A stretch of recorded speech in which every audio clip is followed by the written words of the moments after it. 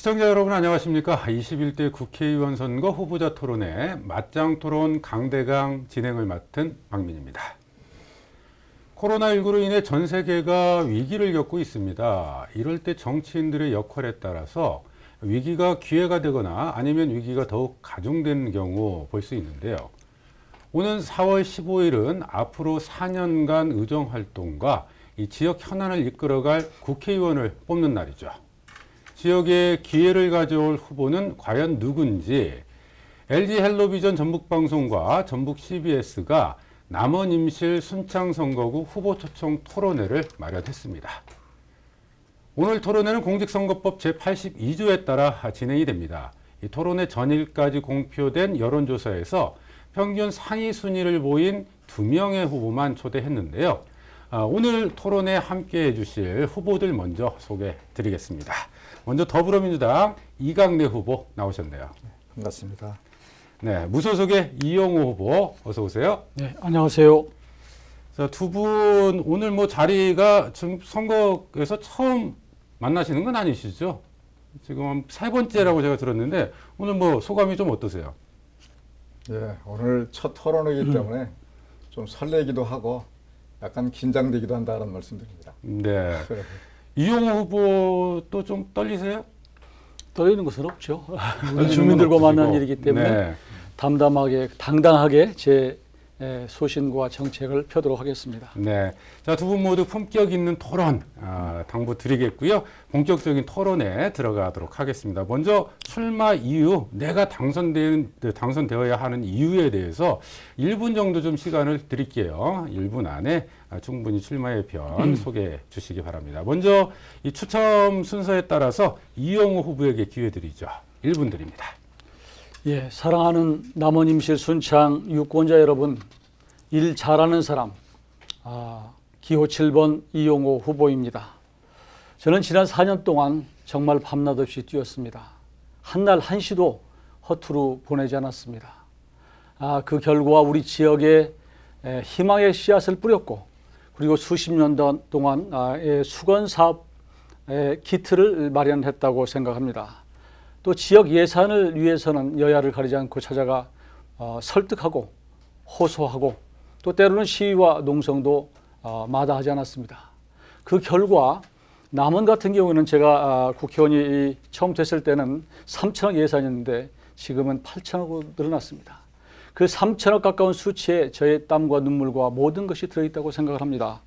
저는 도와주는 시의원도 없고 도의원도 없습니다. 그러나 우리 민심만 믿고 앞으로 나아가겠습니다. 네. 일 잘하는 재선 의원이 되어서 지난 4년의 성과를 더 나은 4년으로 보답하겠습니다. 감사합니다. 네, 이어서 이강래 후보에게도 똑같이 1분 드릴게요. 네.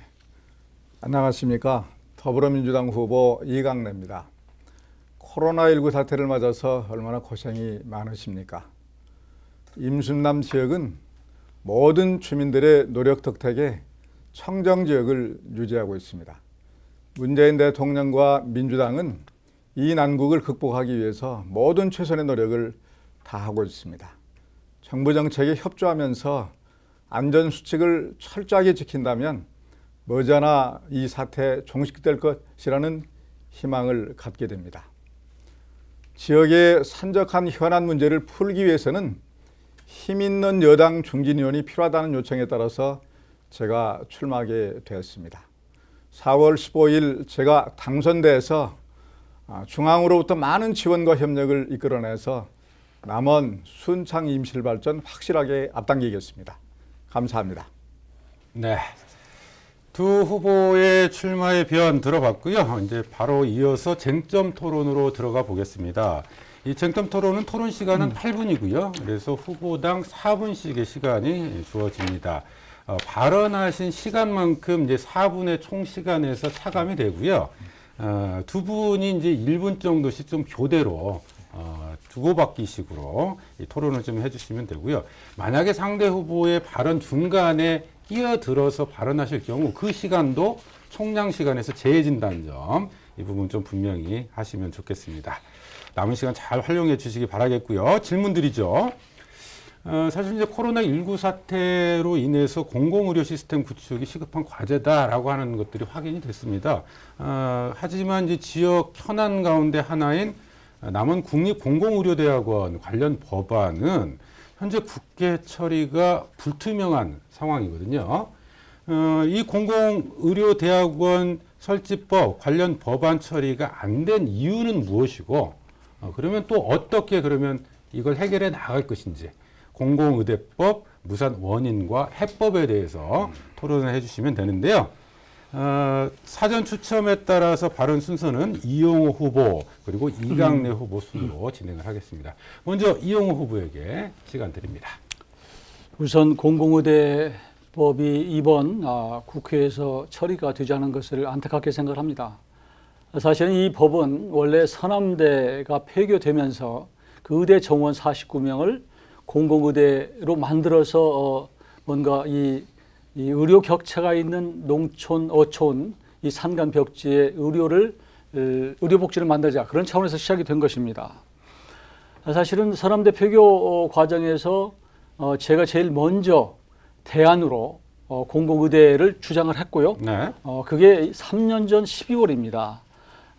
그 당시에 정석인 의장에게 제가 이 얘기를 했더니 서남대가 폐교되는데 그런 얘기를 하면 되겠냐라고 얘기를 해서 그래도 우리가 대안을 갖고 얘기를 하자라고 말씀을 드렸고, 맨 먼저 발의를 하고 또 그것을 지금까지 끌어왔는데, 아쉽게도 정부 여당도 조금 미온적인 태도로 일관했고, 또 지금 미래통합당입니까? 극렬 반대한 이런 상황에서 처리가 안 됐다라는 말씀을 드립니다. 야당의 반대와 정부 여당의 미온적 태도가 이 처리 무산의 원인이다, 이렇게 좀 해석하셨어요? 이강래 후보 좀 어떤 입장이세요? 예. 공공의료대학 이 문제는 우리 남원의 가장 중요한 현안이 됐습니다. 아마 지금 조사한 걸 보면 35에서 45% 정도가 가장 시급하고 중요한 현안으로 이 문제를 꼽고 있습니다. 안타깝게도 이제 2018년 4월 달에 민주당과 정부의 당정 협의 과정을 통해서 이것을 공공의료대학원으로 하기로 합의를 받고, 그리고 이제 9월 달에 법안을 냈는데, 제가 처리 과정을 지켜보니까 지금 상임위원회 가서 아마 한 1년 정도 잠잤던 것 같습니다. 네. 2019년 9월 달에서 이제 비로소 움직이기 시작해서 2019년 11월 28일 날 법안이 이제 법안 소위에서 네. 그야말로 처리가 유보된 상태에서 지금까지 이렇게 진전이 없는 안타까운 상황이다라는 말씀드리면서, 네. 지역에서는 지금 이 문제 2022년 3월 달에 개교하기 위한 준비들을 착착 진행하고 있습니다. 지금 처리 무산의 원인은 뭐라고 보세요? 이제 원인은 우리 이용호 의원께서 말씀하신 것처럼 제가 볼 때 이제 제일 큰 원인은 밖에 있는 의협이라고 생각합니다. 의사협회 반대. 의사협회가 이제 적극적인 반대를 하고 있고, 이제 의사협회에 동조하고 영향을 받아서 야당이 반대를 하고 있고, 아까 여당의 미온적 태도를 주장하고 있습니다만, 여당의 지역구 의원들은 전부 다 저마다 또 자기 지역으로 이걸 가져가기 위한 이제 그런 여러 가지 지역 이기주의 이런 것들이 배면에 깔려 있다는 생각을 갖습니다. 여당의 미온적 태도 때문이다라고 하는 것에 대해서는 동의를 하세요? 저는 그게 전부라는 생각 갖지 않습니다. 그거는 일부분이고, 이제 그런 부분은 얼마든지 해결할 수 있습니다. 네. 자, 이용호 후보에게 기회 다시 드릴게요. 여당에도 사실 제가 좀 유감스럽습니다. 그게 2018년 4월에 당정청이 사실 저희 요구에 따라서 나중에 이걸 수용해서 이제 우리 국민들 앞에 약속을 한 사안입니다. 그래서 저는 당연히 이 청와대와 복지부 장관과 또 정책위 의장까지 나서서 했으니 당연히 되리라고 생각했거든요. 그런데 1년 6개월 가까이를 이 여당에서 노력하지 않아갖고 이게 소위의 공청회도 못 여는 이런 상황이 됐어요. 물론 그 안에는 내가 보니까 여당 내에도 의사 출신들이 있어서 반대한 측면도 있고, 또 지금 말씀하신 대로 의협 쪽에서도 많이 반대를 했는데 그것을 풀기 위한 정치적 노력이 약했다. 적어도 이렇게 중요한 민생 법안이고, 지금 우리가 코로나 사태 이거 지금 겪고 있지 않습니까? 그러면 미연에 방지하기 위해서 여권이 총출동해서 나서야 되는데 사실 그런 부분에 대한 노력이 없었다는 말씀을 드리고, 이 부분은 유감스럽게 생각을 합니다. 당초에 처리를 약속했던 정부 여당이 약속과는 달리 좀 미온적 태도를 보이면서 처리가 무산된 거 아니냐? 이 부분들 다시 한번 강조하시거든요. 저는 이제 이 부분에 대해서 가장 큰 일차적인 책임은 우리 이용호 의원에게 있다는 말씀 드립니다. 지역의 가장 중요한 현안 문제이기 때문에 이것을 의사협회를 탓하고 그리고 이제 야당의 반대를 탓하고 정부의 미온적인 태도를 탓하기 전에 이 문제를 그럼에도 불구하고 어떻게 돌파할 것인지 거기에 관한 전략이 필요하고 또 그리고 이제 이걸 돌파하기 위한 정책적인 역량이 필요합니다. 그런 면에서 보면 이용호 의원은 제가 볼 때 이런 문제 풀기 위한 그런 노력이나 자세 대단히 미흡하고 부족했다는 말씀 드립니다. 네, 오히려 이용호 의원에게 책임이 있는 거 아니냐? 이 문제를 풀어갈 주체는 이용호 의원인데 역할 다 했느냐? 네. 참.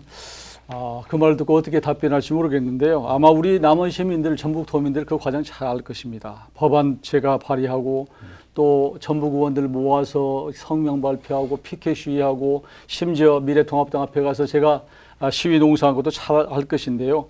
그동안에 우리 힘 있는 중진 의원은 어디 계셨는지 모르겠어요. 그동안에 서남대 폐교되는 과정 또 그 많은 우리 시민들이 그 뜨거운 정말 태양 아래서 서남대 공공의대 좀 만들자, 공공의대 만들자고 할 때 도대체 어디 계시다가 갑자기 나타나셔서 내가 해결하겠다고 이러는지 참 저는 이해가 잘 안 된다는 말씀을 드리고요.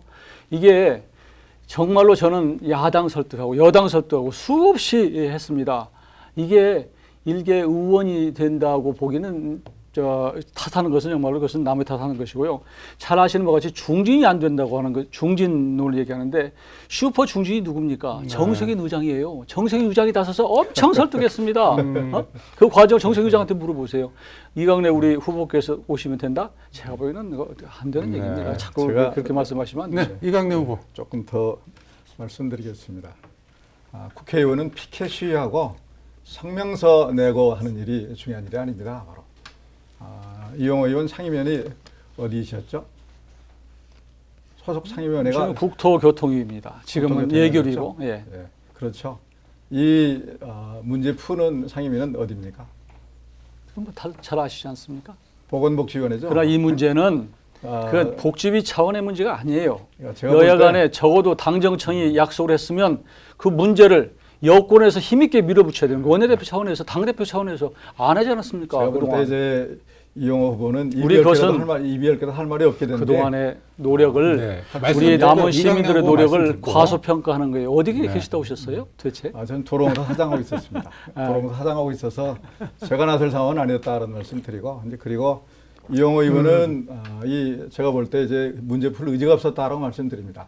이 문제를 풀 의지가 있었다고 그런다면 상임위 선택을 국토교통위원회 하는 게 아니라 보건복지위원회 가서 법안 소위원회 들어가서 이 문제 정면으로 맞붙고 했으면 제가 볼 때 이제 할 말이 있을 텐데 죄송하지만 다른 상임위원회에 있으면서 무소속 초선 의원이 무슨 재주로 무슨 힘으로 이 문제를 풀 수 있겠습니다. 근데 그것은 지금이라도 이용호 의원께서 솔직하게 내가 그때 잘못했다라고 인정하는 게 옳다라는 말씀 올립니다. 참 중진 의원께서 국회 시스템 알만할 텐데 여당 제가 탓을 하는 게 아니고 우리 시민들이 제 노력한 것을 다 알고 있습니다. 그리고 제 대신에 많은 간사들, 예를 들어서 민생당의 간사, 김광수 간사, 또 최도자 간사가 엄청 노력했어요.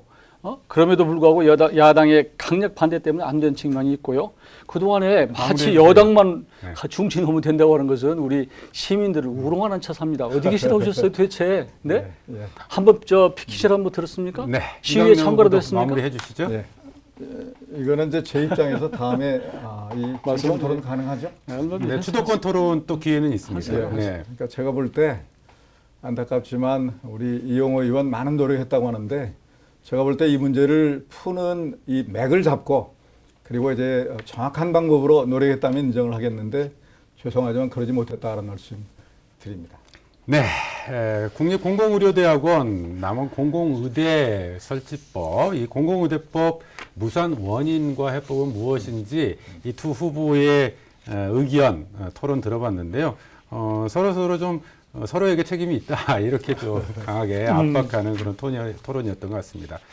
자, 쟁점 토론 마무리하고요. 다음은 주도권 토론으로 진행하겠습니다. 주도권 토론 잘 알고 계시겠지만 말 그대로 주도권을 갖고 상대 후보에게 질의할 수 있는 시간입니다. 질의 응답 시간은 총 그 6분의 시간을 좀 드려요. 근데 그 6분의 시간 동안 질의와 답변 이것이 좀 번갈아 가면서 이루어질 수 있도록 이렇게 진행을 해주셨으면 좋겠고, 주도권 토론 시간에는 상대 후보의 정책이나 공약, 임무를 검증하는 시간입니다. 자신의 공약이라든지 치적 이런 것들이 일방적으로 홍보하는 시간이 아니라는 점, 주고받기 식으로 토론을 좀 진행해 달라는 점 다시 한번 좀 당부를 드리겠습니다. 자, 그러면 이것도 추첨한 대로 발언 기회 드릴 텐데요. 먼저 이강래 더불어민주당 후보에게 6분의 주도권 토론 기회 드리겠습니다. 시작하시죠. 예. 우리 이용호 후보께서는 공공의료법안 처리 안 된 원인이 야당의 반대, 또 여당의 미온적인 태도, 이런 것 때문에 이제 안 됐다라고 말씀하시고 내 탓은 없다라고 말씀하시는데, 제가 볼 때는 서남대가 폐교된 게 2022년 2월 말입니다. 또 그리고 이제 그 당시에는 바로 서남대 문제 때문에 지역적으로 지역에 가장 큰 현안이 돼 있었고, 서남대의 의과대학 정원 49명을 서로 가져가려고 그야말로 이 물밑에서는 정말 치열한 이제 그런 이 줄다리기가 시작되는 상황이었는데, 네. 이용호 후보께서는 당시에 왜 상임위를 이 보건복지위원회를 선택하지 않고 국토교통위를 선택했던 이유는 어디에 있었습니까? 원래 서남대가 폐교가 시작되는 절차가 시작되는 당시에는 이미 국회가 제가 되고 나서 상임위를 그때는 안행위였습니다. 안행위였기 때문에, 그리고 우리 국회 시스템을 잘 알다시피 이강래 후보는 원하는 상임위가 막 합니까? 그것도 잘 안 되는 거거든요. 아시잖아요. 그래서 그 점은 국토교통위는 아니 그 다음의 문제고, 제가 이제 지금 서남대 폐교 문제를 얘기하시니까 제가 주도권 가지고 있는 건 이거 말씀하세요. 예. 누가 못하게 합니까? 국회의원들이 가장 선호하는 상임위는 국토교통이죠. 보건복지위원회 희망하면 갈 수 있습니다. 제가 볼 때는 이제 이용호 이 후보의 의지가 의심스럽다는 말의 의미는 이제 그런 뜻이고요. 서남대 문제가 그때 가장 큰 현안이었기 때문에, 그리고 남원시장의 지금 가장 중요한 시장 방침은 서남대의 2022년 3월 개교입니다. 남원시장과 협조해서 이 문제를 풀 의지가 있었다고 한다면 누가 뭐래도 보건복지위를 선택한 게 당연한 일인 것이죠. 그럼에도 불구하고 가장 인기 상위를 선택해 갔던 것은 그 당시에 우리 이용호 후보께서 잘못 판단하신 게 아닌 건가. 그리고 이용호 후보께서 만약에 상임위를 이 보건복지위원회에 가서 법안 소위원이 들어갔다고 한다면, 제가 이제 의사록을 다 읽어봤습니다. 회의록을 다 읽어봤습니다. 훨씬 더 문제에 접근할 수 있었다 생각했습니다. 어떻게 생각하십니까? 그러니까 지금 국토교통위원회 선택한 거 이거를 정당하다고 하시려면 그 주장을 하시죠. 이미 지금 당정청이 이것을 국정과제로 선택해서 발표를 했어요. 우리 국민들 앞에서. 그러면 당연히 하는 것은 기정사실인 거 아니겠습니까? 어떻게 이걸 기정사실로 인정을 합니까? 아니 그러면 대통령이 돼 있는 당정청이 발표했다고 해서 그걸 어떻게 100% 됩니까? 이것은 그러면 어떤 것처럼 그러면 당정청이 얘기하는 거 거짓말입니까? 아니 그때 당시만 해도 믿을 거 아니에요. 그때 당시만 해도 목포대학이 가져가겠다, 충북대학이 가져가겠다. 여보세요. 전북대학도 이게 40명 달라고. 의원님 잘 좀 알고 말씀하세요. 정원 문제 있잖아요. 49명 정원은 제가 서남대 폐교 과정에서 이 정원 가지고 논란이 많았어요. 이 정원이 이 광역단체를 넘어갈 수 있느냐 여부 이거 논란이 있었는데, 제가 복지부하고 교육부를 논의해서 이 정원은 전라북도에 있도록 전라북도에 있도록 그렇게 규정을 해놨어요. 제가 안 넘어갑니다. 제가 이제 국회에 가면 이렇게 하겠습니다. 가장 큰 문제는 저는 의사협회의 반대라고 생각합니다.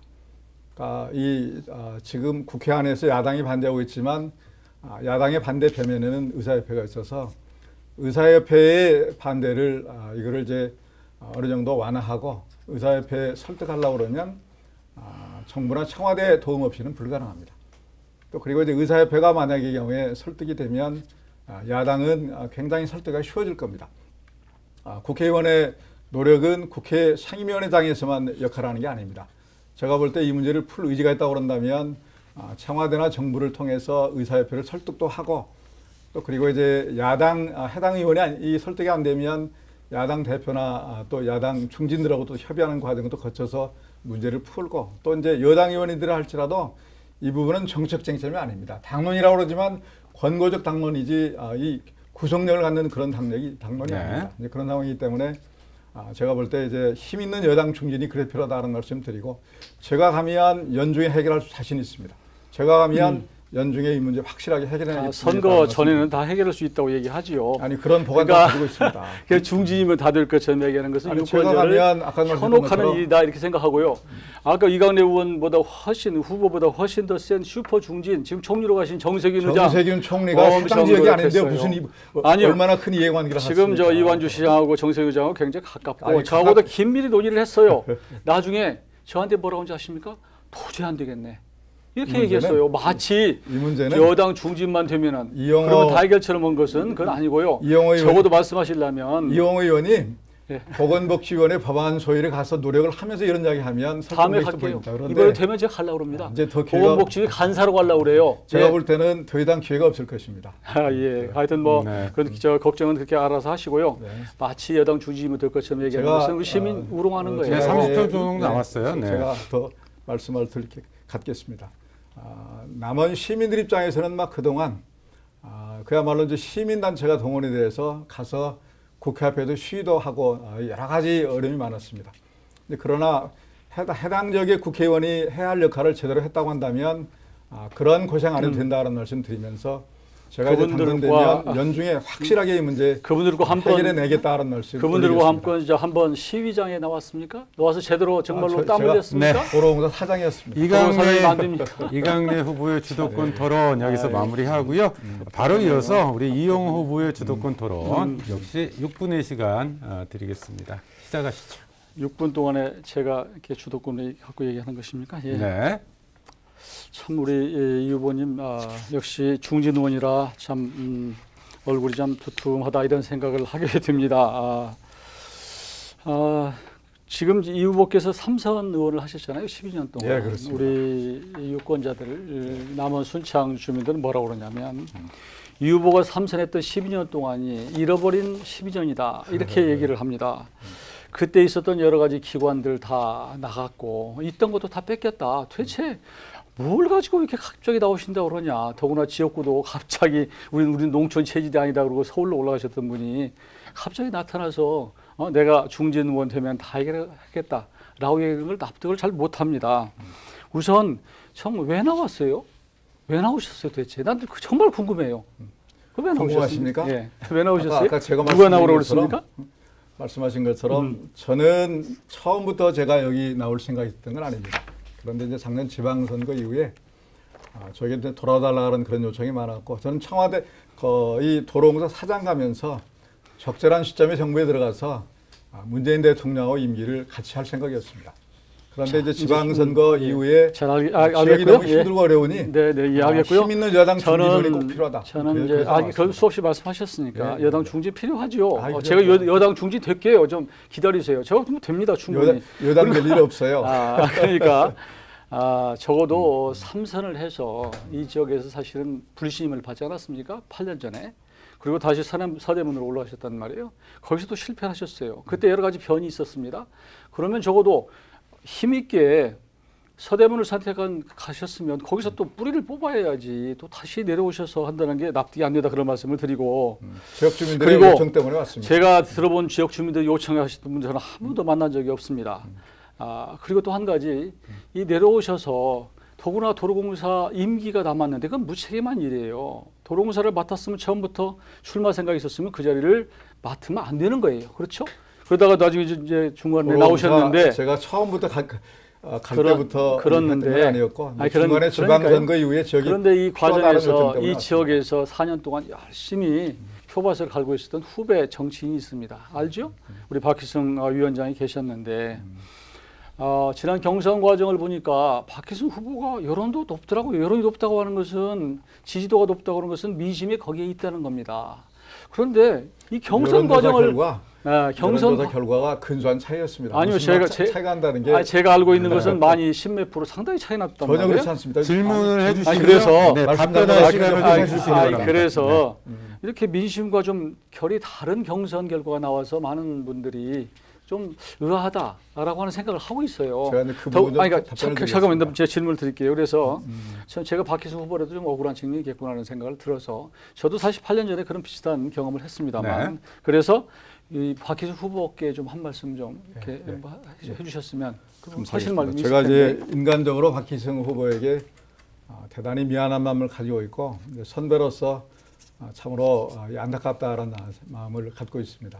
그런데 경선 말씀을 하셨는데 저희는 이제 경선 끝나고 난 다음에 당에 재심도 했고 그리고 이제 법원에 가처분 신청까지 내서 가처분 신청 결과 모두 다 기각이 됐습니다. 이것을 통해서 민주당의 이제 경선은 공정하고 민주적이고 됐고요. 공정했다라는 게 입증이 공정하겠죠. 됐습니다. 예, 공정하리라고 생각합니다만 하여튼 박희수 후보 쪽에서는 여론조사 말씀하셨는데 예. 여론조사 근소한 차이입니다. 그러니까 박희수 후보 쪽에서 좀 억울하겠다 그런 말씀을 드리는 것이고요. 그렇습니다. 하여튼 저 3선 정도 하시고 그동안에 불신 받았으면 이제 내려놓을 때도 됐는데 또 오셔서 한 것에 대해서 많은 우리 시민들이 좀 불편해한다 그런 말씀을 드립니다. 국회의원의 가장 큰 본연의 업무는 입법 아니겠습니까? 예, 그렇죠. 그렇죠. 입법. 그렇죠. 그리고 물론 이제 정부의 예산도 하고 또 지역 발전하는 것이지만 입법할 때 그동안에 우리 12년 동안 하면서 이강래 의원이 발의해서 뭔가 됐다라는 법안 있으면 한번 말씀해 보십시오. 뭘 하셨어요 도대체? 제가 이제 발의한 법안은 이제 봤습니다. 봤더니 거기 뭐 보니까 그 페이스북이나 이런 데 보니까 막 제가 이제 조금 따로 이야기를 하고 여기 있습니다. 그걸 네. 봤는데 제가 볼 때 저거는 전부 사실과 많이 다르다는 그렇습니까? 말씀입니다. 그럼 만일 다르다면 제가 나중에 다시 데이터를 한번 주시고요. 말씀하시죠. 저희가 이제 제가 볼 때 파악한 이거는 잘못하면 허위 사실로 연결될 수 그렇습니까? 있다는 만일 말씀입니다. 제가 이게 다르다고 한다면은 나중에 수정을 아니, 하겠습니다. 이 부분은 다시 확인하시죠. 그러면 한번 답변해 주시죠. 이게 틀리다고 한다면 예. 한번 답변을 주세요. 몇 건이나 하셨는지. 국회 의안 정보 시스템에 따르면 예. 이용 후보가 지난 20대 국회 4년만 동안 발의한 건은 모두 687건입니다. 이는 연간 171.7건, 한 달에 14.3건, 이틀에 한 번 걸로 법안을 발의했고 아니 본인 말씀하시고 제 거예요 아니라. 이강래 후보는 12년 동안 총 466건을 발의를 했는데 이는 연간 38.8건, 한 달에 3번 건이고 그리고 이제 법안 발의가 3.2여서 수치를 보면 이제 그런데 제가 이제 보니까 16대 국회는 총 발의 건수가 이 후보님, 3,258건. 그냥 서명해 주는 게 아니고 대표 발의를 말씀드리는 거예요. 대표 발의. 지금 그거에 다 서명해 주죠. 저도 대표 발의는 670건이 아니라 67건이에요. 근데 제가 파악한 것으로는 우리 후보님이 하신 것은 12년 동안 고작 17건이에요. 대표 발의 말씀하신 거예요. 대표 발의. 그냥 서명해 주는 거 말고. 몇 건입니까? 네, 그것만 몇 건 하셨어요? 확인을 좀 하셔야 됩니다. 네, 확인하셔서 나중에. 알겠습니다. 자, 이용호 후보의 주도권 토론까지 좀 마무리를 했습니다. 지금 여러분께서는 제21대 국회의원 선거 후보 초청 토론회 남원 임실 순창 선거구 편을 함께하고 계십니다. 자, 오늘 토론회 무소속 이용호 후보, 더불어민주당 이강래 후보와 함께하고 있는데요. 자, 이번 시간은 사회자가 직접 후보들께 질문하는 시간입니다. 이 원활한 진행을 위해서 답변은 짧게 핵심만 부탁을 드리겠고요. 답변이 두루뭉실해지거나 너무 길어질 경우에 이 사회자가 제한할 수 있다는 점 다시 말씀드립니다. 순서는 제가 임의로 지목을 좀 해서 진행을 할 텐데요. 먼저 무소속 이용호 후보에게 4분 동안 질의 드리겠습니다. 자, 첫 번째 질문은 이걸 드려야 될 것 같아요. 지금 민주당 복당을 혹시 생각하고 계세요? 저는 제가 말씀드린 것은 그동안에 우리 시군민이 원하는 당선되면 시군민이 원하는 정당에 들어가겠다 이렇게 얘기했습니다. 시군민이 원하는 정당이 어딘가요? 아마 민주당일 거라고 생각이 됩니다. 그러니까 민주당 복당의 예. 생각이 있다 이 말씀이시죠? 물론이죠. 네. 저는 이미 이런 얘기를 우리 국민들한테 시국민들한테 얘기를 하고 되면 이거 공약인 거예요, 사실은. 그러면 공약을 이행해야 할 거 아닙니까? 그리고 우리 시국민이 원하는 정당에 들어가는 게 뭐가 잘못됐습니까? 실제로 그런데 민주당에서는 이번 경선 과정에서 이야기이긴 합니다만 무소속 후보들의 복당을 불허하겠다 이런 입장을 밝힌 바 있었고 네. 또 이용호 의원 같은 경우에 2019년에 민주당 복당을 시도하셨다가 이게 최종적으로 불허된 상황이 있었거든요. 네. 당선이 되시더라도 복당이 가능할까요? 가능하죠, 그럼요. 원래 선거 전에는 항상 안 된다고 그러는 거예요. 그럼 우리 이강래 존경하는 후보가 계신데 이용호가 되면 금방 받겠습니다 이렇게 얘기하겠습니까? 당연히 안 된다고 그러죠. 선거가 끝나면 달라질 거다. 그럼요. 네, 그럼 2019년에 그래 왔어요. 네. 그래 왔고 제가 2019년도에 신청했을 때 저하고 같이 신청을 했던 송금주 의원이라고 있습니다. 그분은 이미 들어갔습니다. 그때 저는 사실은 같이 안 한다고 그랬어요. 왜? 저는 경선하기가 싫습니다. 네. 워낙 경선에 우리 이강래 후보께서 강하기 때문에 저는 경선 준비가 안 돼서 못하겠다. 그래서 나는 민심에 묻고 그래서 이렇게 공약하고 그래서 당선되면 알겠습니다. 가겠다 이렇게 네. 얘기하는 겁니다. 어쨌든 당선이 되면 상황이 달라질 거다 이런 말씀이신 것 같고요. 그동안 정치 역사가 네. 그렇게 보여주고 있습니다. 자, 지역 현안 몇 가지 여쭤볼게요. 지금 남원 내기마을 집단 안발병 사건과 관련해서 사실은 익산 장전마을 사례하고 비교가 많이 되거든요. 익산 장전마을은 인과관계가 이제 밝혀졌어요. 환경부가 주도하면서. 근데 남원 내기마을 같은 경우는 명확한 인과관계가 입증되지 좀 않은 상황이었거든요. 이런 차이가 발생한 원인은 어디 있다고 보세요? 그 전문적인 분야라 제가 뭐라고 말씀드리기는 어려운데요. 그 당시에 이제 질병본부 쪽에서 우리 이제 남원시나 우리 주민들이 많이 그 부분을 제기를 하니까 서울대 역학조사 관련 교수들에게 아마 이걸 뇌주를 줘서 용역을 줬던 것 같아요. 근데 네. 그 결과가 문제는 이게 이제 명확한 인과관계가 나와야 되는데 그게 좀 애매한 정도 수준이어서 이게 지역 정치권이 이제 어떻게 역할하느냐에 따라서 결과가 달라졌다 이런 평가들도 일부에서 나오거든요. 그 부분은 어떻게 해요? 근데 저는 이건 과학의 문제고 이건 통계의 문제이기 때문에 그냥 이거 그러면 유의성 상관관계가 별로 없는데 불구하고 이거 있다고 얘기해라 이것은 정치적인 뇌압이죠. 이건 과학의 문제다 이렇게 저는 봅니다. 좀 우리 주민들 내기마을의 주민들로 봐서는 안타까운 일인데 과학적으로 그렇지만 불가피했다. 아니요, 제가 그것을 예를 들어서 그걸 엄밀하게 과학자가 질병 감염 교수가 그걸 그렇게 나오는데 어떻게 정치적으로 그걸 압력을 넣거나 외압을 행사하기는 어렵지 않겠습니까?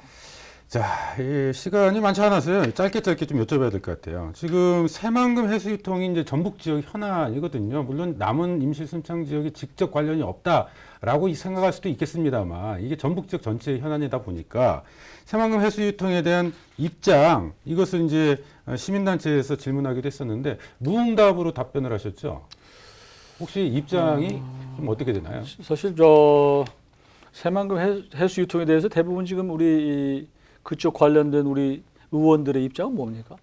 지금 나뉘고 있는데 즉각 해수 유통을 찬성하는 입장도 있고요. 그다음에 잠시 유보 입장도 있고요. 어떤 입장이세요? 저는 이런 국회의원 후보 지금도 국회의원 신분입니다만 이런 입장을 밝힐 때는 좀 신중하게 해야 된다고 생각해서 사실 이 내용을 정확히 제가 파악하지 못하고 있습니다. 죄송합니다. 알겠습니다. 아직 정확히 관련 내용에 대해서 파악하지 못하고 계시다 이 말씀까지 듣고요. 바로 이어서 이강래 후보에게 이 사회자 질문 드리겠습니다. 역시 시간은 4분 동안 진행을 할게요.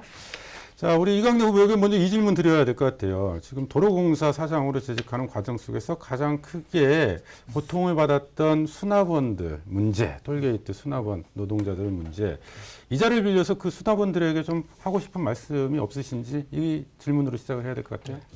지금 아마 사회자께서 질문하시는 내용은 제가 이제 도로공사 사장으로 재직을 하면서 수납원들에게 마치 부당한 대우를 했다라는 거를 전제해서 말씀하시는 것 같은데 전혀 그러지 않다라는 말씀을 드리겠고요. 저희 수납원들은 6,514명입니다. 그런데 이제 저희 정부 방침에 따라서 비정규직을 정규직으로 전환하는데 5,100명은 정부 방침에 따라서 자회사로 갔습니다. 그리고 이제 1,400여 명이 남았는데 이제 그 중에 950명 정도는 민주노총 소속이고 950명 정도는 한국노총입니다. 톨게이트 노조랑 한국노총 소속이고 452명이 민주노총이었습니다. 제가 드린 질문은 이게 여전히 지금 이 톨게이트 수납원들이 고통을 좀 받고 있는데 경위야 어쨌든 그 수납원들에게 지금도 농성하고 있던데 다 끝났습니다. 네, 지금 톨게이트 노조 1월 위원장과 부위원장이 지금 농성 중이에요. 1월 31일 날 이렇게 봅니다. 이제 짧게 말씀드리면 1월 31일 날 도로공사 점거하고 있던 분들이 자진 다 사퇴를 철회를 했습니다. 모든 게 다 끝났다. 이제 철회를 했고 민주노총에서는 아직 일부 문제가 있다고 주장을 하지만 거의 다 수습이 됐다는 말씀 드립니다. 특별히 여기 사과할 만한 또는 뭐 잘못한 내용이 없다. 전혀 없습니다. 알겠습니다. 거기까지 듣고 사실은 이게 문재인 정부가 비정규직을 정규직으로 전환하겠다라고 하는 정책 방향을 갖고 있잖아요. 근데 이 도로공사 사례에서 보면 그 정부 정책 방향과 좀 어긋나는 게 아니냐 이런 지적이 있어서 좀 질문을 드리는 거거든요. 좀 어긋나는 게 전혀 없다 이렇게 전혀 보시나요? 없습니다. 전혀 없고 이제 정부 방침에 따라서 제가 원칙을 다 고수했고 제가 만약에 이 경우에 그냥 제 임의대로 민주노총하고 타협해버렸다고 그런다면 정부 방침이 큰 손상을 입었을 것이다라는 말씀 드리고 제가 끝까지 이제 원칙을 지켜줌으로 인해서 이 정부 비정규직의 정규직 전환 원활하게 할 수 있는 이제 그런 모범 사례가 됐다는 말씀 드립니다. 알겠습니다. 공보문을 보니까 이 여당 중진 의원의 필요성을 많이 제기하시더라고요. 네, 그것이 이제 복귀의 명분 이유로 삼으시던데 어떤 분들이 복귀하라고 특히 요구를 하던가요? 제가 이제 지방선거 끝난 이후에 지역에 이제 가면 옛날에 함께했던 분들 다들 이구동성으로 돌아와야 된다는 말씀도 많이 하시고 또 그리고 이제 제가 다 공개적으로 밝힐 수는 없습니다만 남은 지역에서 현재 정치를 하고 있는 분들 또 순창도 마찬가지입니다. 이제 그런 분들이 지금 뭐 남원시장 순창 무수님을 포함해서 이런 분들이 전부 제 지역 결정을 이야기를 하면서 돌아와야 된다는 말씀들을 많이 하셔서 알겠습니다. 제가 고심을 많이 했습니다. 또 전라북도 이 언론에서도 전라북도 언론의 이 대표적인 분들도 꼭 와야 된다는 그런 요청이 많았습니다. 자, 이 현안 이거 하나만 짧게 질문 드릴게요. 똑같은 질문이에요. 새만금 해수유통에 대해서 어떤 입장이세요? 저도 이 부분에 관해서는 명확하게 이제 이 입장 갖고 있지는 못합니다만 이 일정 정도는 해수유통이 필요한 게 아닌가 하는 생각을 가지고 있습니다. 일정 정도는 필요하다. 네. 지금 즉각 해수유통을 할 것을 요구하는 목소리가 있고요. 이제 말씀하시죠. 그 다음에 2단계 수질 개선 사업 결과를 지켜보고 나서 하자 이런 입장이 있거든요. 저는 후자 쪽입니다. 후자 쪽 2단계 수질 개선 사업 결과를 지켜보고 결정하자. 알겠습니다. 자, 이렇게 4분씩 두 후보 모두에게 사회자 개별 질문 드렸고요. 이제 다시 주도권 토론으로 이어가도록 하겠습니다. 앞서 진행한 방식과 같고요.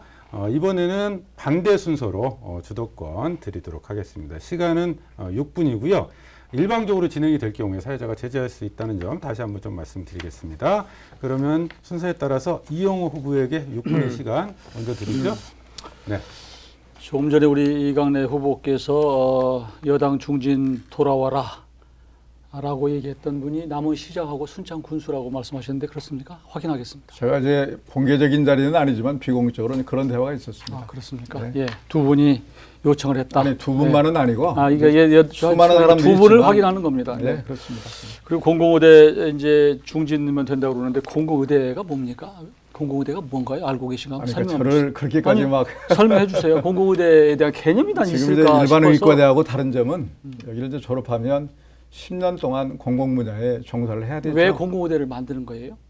아니 지금처럼 이런 상황에서 이 공공 분야의 필요성이 이제 왜 필요하지요? 그러니까 지금 뭐 지금 코로나19 사태를 맞으면서 지금 공공의대에 대한 공공의대 서비스를 확대해야 된다는 그런 요구나 제가 보기에는 우리 이강래 후보께서 공공의대에 대한 개념이 명확하지 않다라고 생각이 들어요. 사실은 그래서 제가 이 공공의대를 제일 먼저 발의하고 제안한 사람으로서 사실 공공의대를 시작한 사람이 마무리해야 된다 그런 말씀을 드리고 싶습니다. 그래요?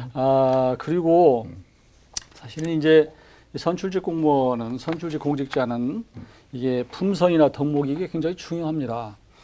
늘 말씀하실 때 남원은 자치단체장과 코드가 안 맞아서 발전을 안 했다. 근데 순창을 했다 이렇게 말씀을 하셨잖아요.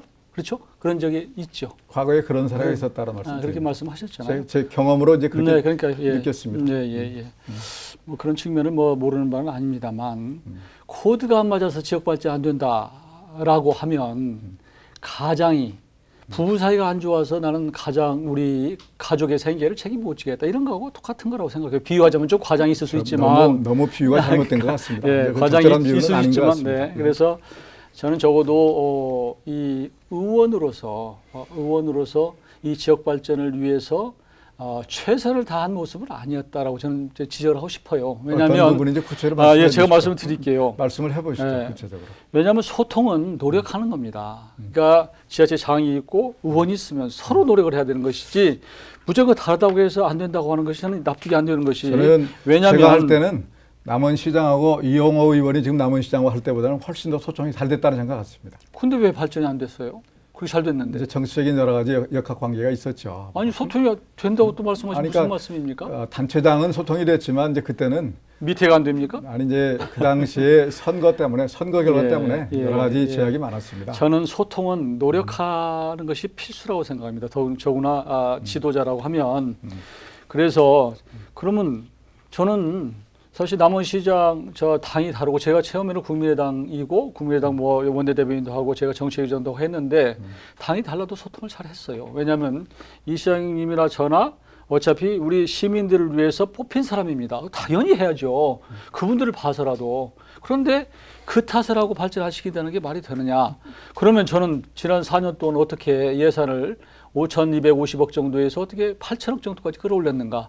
그리고 지금 삼천억의 노력을 전부 본인 역할에 생각하십니까? 다른 아니죠. 너무 지나친 과장이고. 네, 지금 이용호 후보의 제가 주도권 토론 시간입니다. 제가 다는 아니고요. 제 물론이죠. 제가 그럴 리가 있습니까? 그리고 그렇지만 그런 부분은 명확하게 하셔야. 그러니까요. 그렇지만 예를 들어 지리산 친환경 전기열차 처음에 있는 거 다시 예산 확보해서 19억 6천 만들어주고 다시 불용돼 가지고 다시 용역비 또 따주고 또 한 데서 이번에 또 해주고 이런 노력이 있었단 말이에요. 그러니까 제가 말씀드리고 싶은 것은 질문은 그래요. 그러면 이제 뭐 그럴 리도 없겠지만 혹시 의원이 되시면 다음에 지방선거 때 또 다른 당에 예를 들어서 다른 사람이 후보 지자체장이 나오면 또 소통이 안 되겠네요.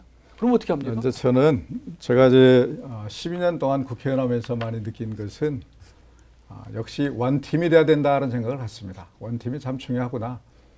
국회의원하고 시장 군수하고 서로 원활하게 소통을 하고 그리고 이제 시정에 대해서 함께 토론도 하고 가버넌스를 할 수 있는 그런 관계가 중요하고 역할 분담을 해야 됩니다. 이제 역할 분담을 해서 중요해요. 사실 그런데 문제는 이제 노력을 해야 된다는 것이죠. 어쨌든지 권위주의를 갖지 말고 내가 국회의원이고 당신이 시장이고 군수인데 내 밑에 들어라가 아니라 우리 시민을 위해서 같이 노력하자 이런 태도가 자세가 저는 중요하다 이런 말씀을 드리고 싶고요. 솔직히 말씀드리면 그러면 지난 12년 동안 순창에 많이 하셨다고 그러는데 저는 순창에서 그렇게 많이 하시는 흔적을 잘 모르겠어요. 그래요? 제가 지금 제가 한동안에 순창의 밤제 터널 이거 시작을 했습니다.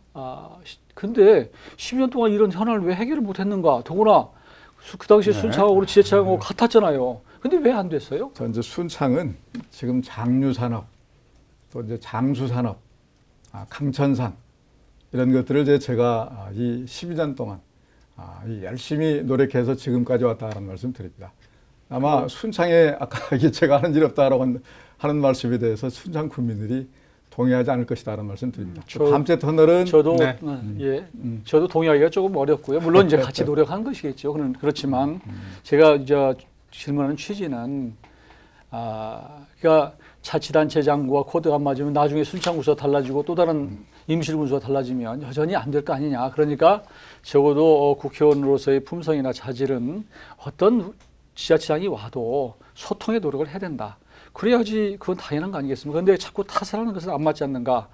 그래서 저는 그동안에 많이 노력을 했다. 그런 말씀, 사실은 자화자찬하지만 사실은 노력했다는 말씀을 드리고 싶습니다. 알겠습니다. 시간이 됐습니다. 이용호 후보의 주도권 토론 6분 동안 진행을 해봤고요. 바로 이어서 이강래 후보의 주도권 토론 역시 6분의 시간 드리겠습니다. 우리 이용호 후보께서는 노력을 했다고 하는데 그러나 결과는 대단히 미흡하다는 말씀. 드립니다. 그러니까 상대방들 입장에서는 그렇게 받아들이고 있지 않다는 말씀 올립니다. 제가 이제 몇 가지 질문을 해보겠는데 아까 시민이 원하는 정당으로 가겠다라는 말씀을 하셨죠? 예. 이제 그 정당이 민주당이다라고 말씀을 하신 거죠? 그렇습니다. 시민이 원하는 정당을 간다는 말은 제가 듣기에는 시민이 원하는 정당이면 어디든 갈 수 있다. 시민이 원하는 정당. 이것이야말로 제가 볼 때 이제 소신 있는 정치인의 태도가 아니라 전형적인 철새의 태도다라는 말씀 드립니다. 정당은 잘 아시는 것처럼 정강 정책이나 이념과 정책인 노선과 정책인 이 정체성과 네. 이런 것들을 함께하는 사람들의 결사체 아닙니까? 바로 이제 이 정책인 소신과 이념에 관계없이 시민들이 원하는 데면 어디든 갈 수 있다라는 태도는 저는 잘못됐다는 말씀 드리면서 이걸 마치 무슨 공약이라고 말씀하시는데 그러면 제가 이거는 이 답변 드릴게요. 자기 자신의 신분변동과 관련된 것을 공약으로 하는 경우는 있을 수 없다는 답변 말씀 드리겠습니다. 민주당 가겠습니다. 예. 민주당 할게요. 네. 민주당 가겠습니다. 들어올 일 없다는 말씀 드리면서 적어도 저는 민주당 사정을 제가 이제 주도권 갖고 하는 거죠. 예. 들어봐 주십시오. 이용호 이제 후보는 지난번에 이제 민주당에 복당 신청을 했었죠. 그때 이제 복당이 안 된 이유를 뭐라고 생각하십니까?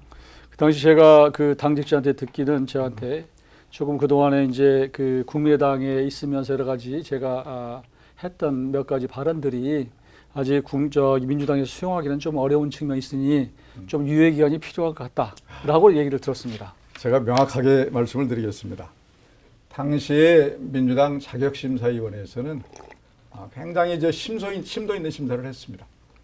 심도 있는 심사를 한 결과 심사위원 천원만장일치의 이 결정으로 그동안 우리 이용호 의원의 행적은 민주당의 정강정책에 맞지 않는 행동을 했다. 또 그리고 이제 대통령 선거 과정과 또 지방선거 과정을 통해서 민주당을 반대하는 입장이 너무 도가 지나쳤고 그리고 이제 민주당 후보들을 너무 많은 그야말로 이 반대되는 입장을 강하게 표명을 해서 민주당으로서는 도저히 수용할 수 없는 그런 입장이고 그리고 이제 더 중요한 부분이 있습니다. 앞으로 입당 목당 심사하는 과정에서 이용호 의원을 받아들일 수 없는 이유를 중요한 기준으로 삼겠다는 입장을 갖고 있어서 제가 볼 때 아마 이 부분은 그냥 쉽게 정치적으로 해결될 수 있는 그런 부분이 아니다라는 점을 명확하게 밝힙니다. 그러니까 이용호 후보는 못 들어갑니까? 유권자들을 지금 막 현혹하기 위해서 민주당 마케팅을 좀 열심히 하고 계시는데 열심히 하는 거 아니에요? 옳지 않다는 말씀 드리면서 한 가지만 더 질문하겠습니다. 예.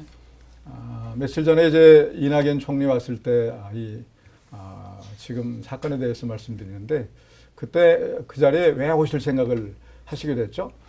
그날은 남은 장날이에요. 네. 그리고 이낙연 총리하고는 저하고 같이 출기자를 같이 했습니다. 그리고 오랫동안 교분을 가져온 분이고 장날이어서 어차피 저는 나가는 상황이었고 그래.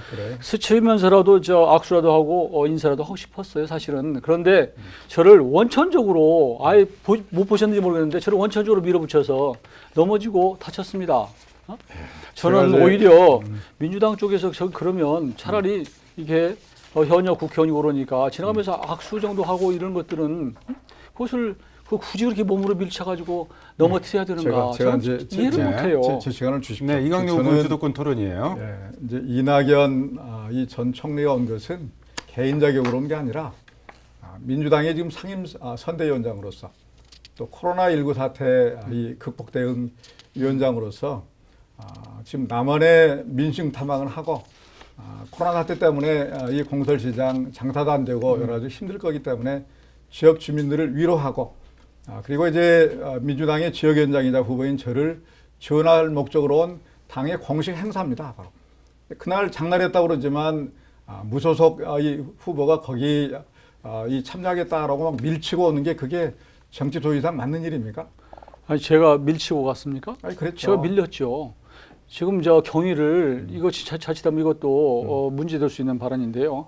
사실 경위를 이 후보께서 잘 모르실 수 있어요. 저는 이 공설시장에 이 누구나 갈 수 있는 통로를 지나갔습니다. 근데 못 가게 전체를 봉쇄하고 저를 밀어붙였어요. 거기 이제 나중에 화가 나서 항의를 하러 간 거예요. 근데 나중에 보니까 모든 제가 TV나 볼 때- 언론에는 내가 항의한 내용만 나오더라고요. 네, 이제 그 전날 페이스북에 환영한다는 게 올리는 것도 저 봤고, 환영합니다. 예, 네, 환영합니다. 봤고, 그럼요. 이제 개인적으로야 개인적인 관계는 얼마든지 뭐 사적인 관계 유지하는 거야 누가 뭐라고 하겠습니까? 그런데 그날 이용호 후보께서 이제 보인 이 태도는 명백하게 민주당의 행사를 방해할 목적으로 의도적으로 고성을 지르고 의도적으로 이제 회방하려고 하는 것으로 저를 그렇게 넘어뜨리고 본다는 말씀드리고, 현역원을 밀어붙여서 그것을- 교회 청년들을 동원해가지고 그것을 입증할 현역원을 만한 동영상이 넘어뜨렸기 있습니다. 때문에 제가 화가 나서 가서 항의하러 간 거예요. 여기 그 말씀만 명백한- 지금 하시는 거 아닙니까? 명백한 동영상 입증 자료가 있었어. 아니 그래요. 동영상 한번 보시죠. 제가 봤어요. 아니, 아이고 보시죠. 제가 느꼈고 예. 오히려 그리고 이제 이 교회 후보께, 청년 이야기하는데 이 후보께서는 네. 제가 넘어진 장면을 못 보셨을 거예요. 아니요, 그러니까 뭐 그렇게 저도 다 얘기할 수 뒤에 있는데 확인을 했는데 마무리하겠습니다. 죄송하지만 네. 의도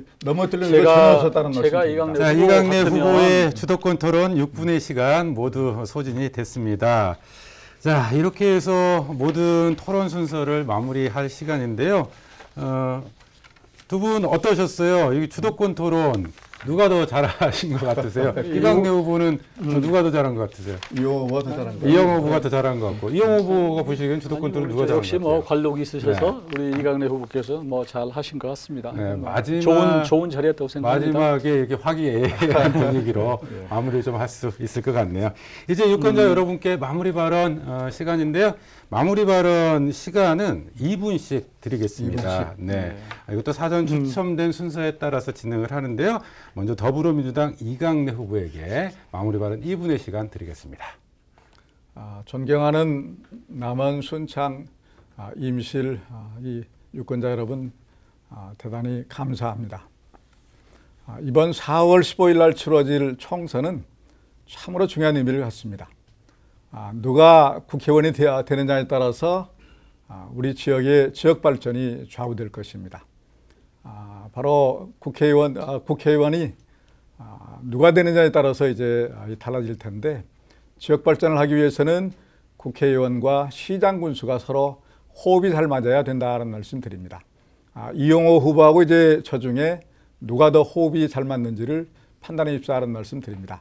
그리고 이제 우리는 어려운 지역이어서 중앙정부로부터 많은 지원을 확보해내야 지역 발전 가능합니다. 두 사람 중에 누가 더 중앙정부로부터 지원 많이 확보할 수 있을지 판단해 주십사는 말씀 드립니다. 저는 제가 더 잘할 수 있다는 생각 가지고 있습니다.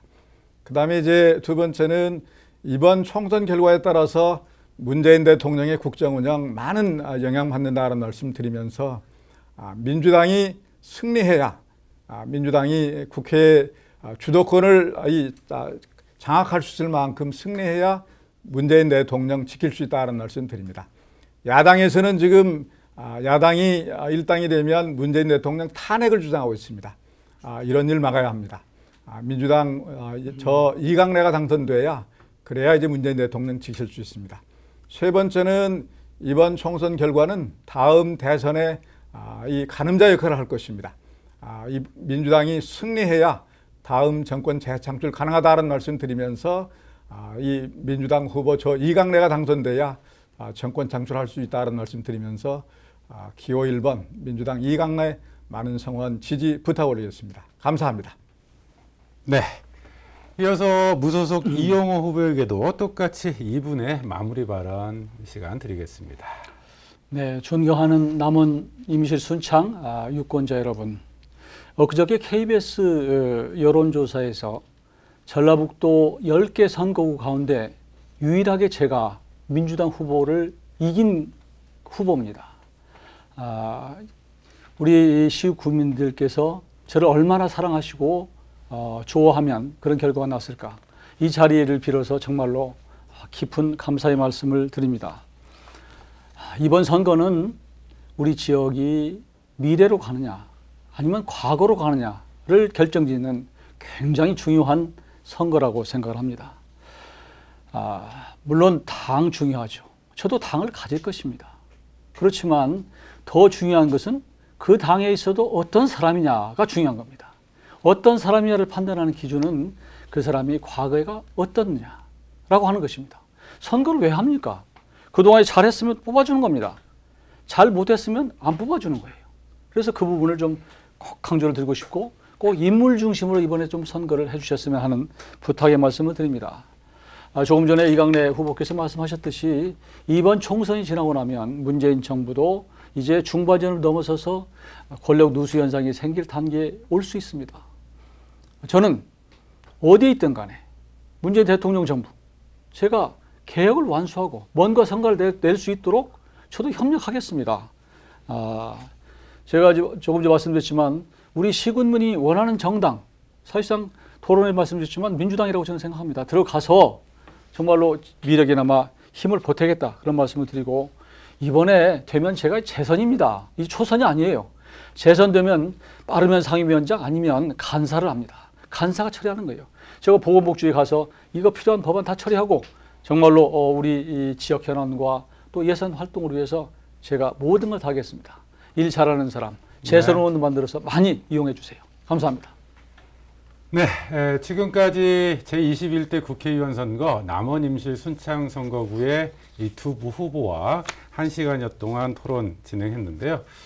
시청자 여러분은 어떤 후보가 더 토론을 잘한 것 같으세요? 이제 판단은 유권자 여러분이 직접 해주시길 바랍니다.